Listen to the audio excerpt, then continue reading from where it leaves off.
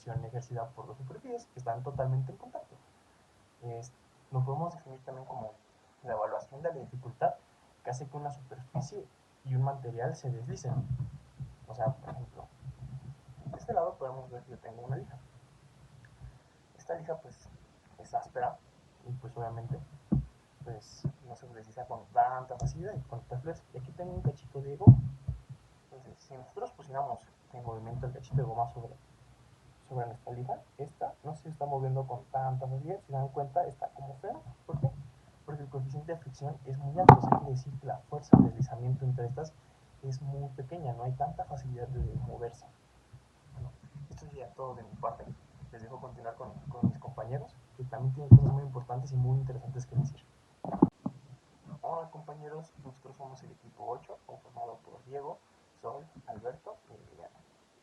Nosotros les vamos a hablar de fricción, la cual es una fuerza que se encuentra literalmente en nuestro día a día. Es tal cual la fuerza por la que podemos movernos. Pero creo que siempre es importante definir, ¿no? Vamos a definir nuestro principio de fricción o fuerza de fricción. Pues hay que recordar que la fuerza de fricción es una fuerza tangencial que se aplica sobre una superficie que se opone al deslizamiento de un objeto a través de una superficie adyacente, con la que se encuentra en contacto, o sea que siempre están chocando. Esta fuerza es paralela a la superficie y opuesta al sentido de su movimiento. Esto quiere decir que si, por ejemplo, tengo el suelo plantado aquí y yo tengo, supongamos que mi otra mano es un carro, está avanzando, la fuerza de fricción se va a encontrar si mi mano avanza de derecha a izquierda, la fuerza de fricción se va a encontrar en un sentido contrario, o sea, la va a frenar. ¿Para qué? Para que pues no haya este deslizamiento infinito, ¿no? Como lo podríamos ver. Pero también es súper importante que denotemos si existe algo más en la fricción o algo más cercano o más profundo, por esto pasa, ¿no? Que es el coeficiente de fricción, que tal cual es la relación entre dos fuerzas de deslizamiento y la fuerza de retención ejercida. El fenómeno de carga por fricción ocurre cuando los materiales no solo están en contacto, sino que rozan entre sí. El material se carga positiva o negativamente y se genera electricidad estática. El principio del mecanismo de transferencia de electrones sigue siendo el mismo que el fenómeno de carga de contacto. La carga por fricción y la carga por pelado generan una descarga electrostática mayor que la carga por contacto. La palabra estático significa falto de movimiento, por lo tanto la electricidad estática es una carga eléctrica sin movimiento.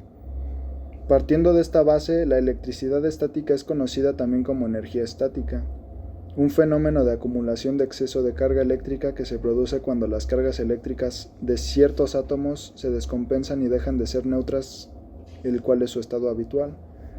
De este modo, el equilibrio entre los componentes de cada átomo, como son los protones, que cuentan con carga positiva, los electrones que cuentan con carga negativa y los neutrones con carga neutra mantendrán la carga neutra.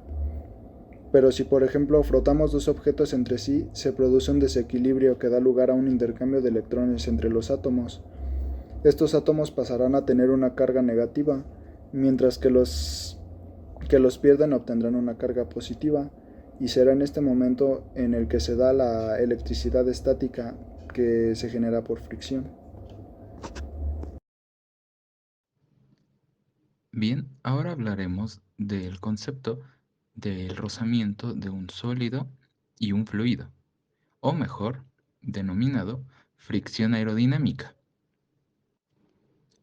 Este tipo de fricción depende del tipo de flujo que exista alrededor del cuerpo en movimiento o estático. Esta fuerza de fricción aerodinámica es proporcional al área de superficie del sólido.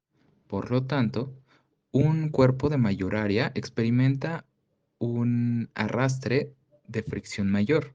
Un ejemplo de esto es en las aeronaves, mejor dicho, en aviones comerciales, por ejemplo. Estos reducen su superficie total para así reducir la fricción y por ende el arrastre. A su vez, esto hace que disminuya el uso de combustible en el aire. Este tipo de fuerza de fricción obviamente también depende del material del que esté hecho y de la viscosidad del fluido.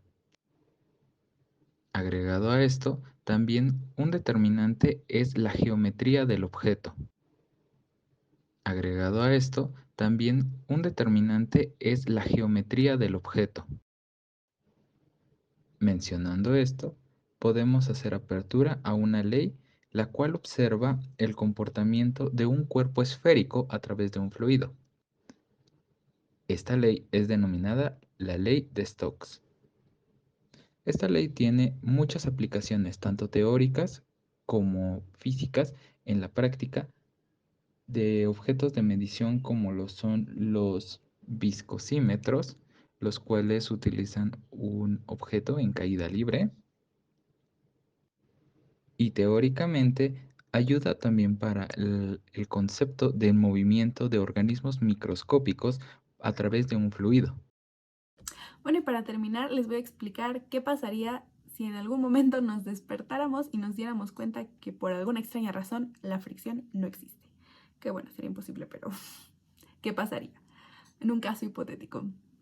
Para empezar, todos los objetos que tuviéramos colgados en la pared ya no estarían colgados en la pared, estarían en el suelo. ¿Por qué? Porque cualquier perturbación, llámesele aire o incluso el giro de la Tierra, estos se caerían. Y también ya no existiría la función tuerca-tornillo, entonces no, ya no habría para picar y que ahí se sostuvieran una foto o X cosa. Luego, tratar de nosotros levantarnos. Simplemente el hecho de poner las manos en la cama sería una tarea imposible porque se nos resbalarían. Y ya ni les cuento el pararse. Sería como patinar en hielo sin saber patinar. La ropa se nos caería. Los pantalones, a menos que estuvieran muy apretados, se nos caerían. Entonces andaríamos en chones. Y eso quién sabe por toda la calle. Bueno, habría muchos accidentes automovilísticos, porque si se encontrara en una calle muy inclinada, este no pararía hasta que su fuerza cinética se terminara por ir chocando con objetos. Y un carro que tratara de arrancar en una calle horizontal completamente no podría, simplemente no avanzaría, sería inútil su trabajo.